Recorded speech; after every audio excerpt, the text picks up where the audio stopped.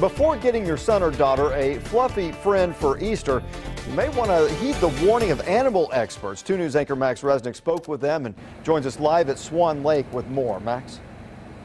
Local animal experts tell us places like Swan Lake are popular spots to dump your ducklings, chicks, or bunnies when that Easter excitement wears off a bit. Unfortunately, though, they don't usually survive out here because they're pets, and that's why they say you should be prepared if you are planning on taking one of these animals as one of your pets.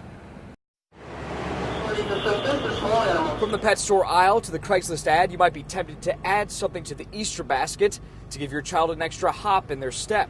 But experts say you should think twice. The owners and the kids realize, hey, there's some work to this, and I've got to feed and water them and sometimes clean up some messes that I'm not really maybe in tune for doing long term, and so the newness wears off. At Southern Agriculture, bunnies are jumping off the shelves. At least 20 sold already this week.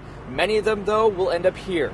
80% of the animals that come in as bunnies are from Easter gifts. And if they don't end up at a shelter, they're likely to be dumped outside. The likelihood for them surviving very long is really minimal.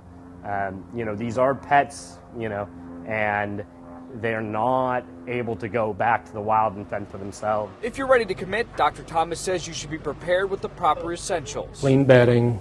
They need to have some hay in their diet, good quality hay, lots of water, but you can't just let them sit in the hutch all day. They need to be out and get some exercise. The Humane Society says bunnies are the third most abandoned animal behind dogs and cats, and if they go to the shelter, they usually take 3 to 4 months to adopt. Live in Midtown tonight, Max Resnick, 2 News works for you. Certainly something to think about, Max. Thanks. And if you want to give those baby chicks as an Easter gift, or even if you receive them, you need to check on what's being called the chicken ordinance in your area. Here's an in-depth look at the chicken ordinance in Tulsa. You are allowed to have chickens in residential areas of Tulsa, not zoned agricultural. However, you are restricted to 6 adult chickens and 14 chicks under 8 weeks old. They must be in a separate building or pen at least 50 feet from your neighbor's house.